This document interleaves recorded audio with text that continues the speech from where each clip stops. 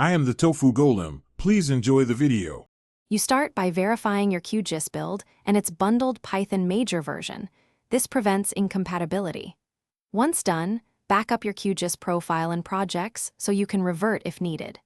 Next, install a matching system Python installer or create a Conda environment that mirrors Qgis Python.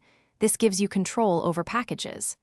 Make sure to note the Python path used by Qgis. These are the essential prerequisites and the first actionable steps to change Python safely. You now perform the core integration work. Install required packages into that matched Python environment using pip or conda so versions align. Once packages are present, update Qgis to point at the new Python path, either by changing environment variables or editing the Qgis startup script. This tells Qgis which interpreter to use. Make sure compiled libraries like PyQt, GDAL, and NumPy are ABI compatible so plugins load.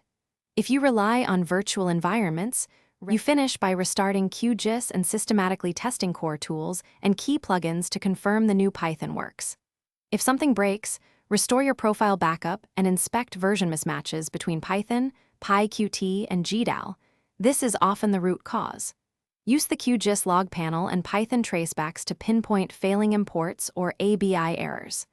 One key troubleshooting tip: if plugin errors persist, recompile or reinstall the problematic plugin against the new Python environment to resolve binary incompatibilities.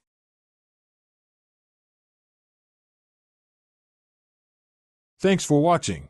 Consider subscribing if we helped you today.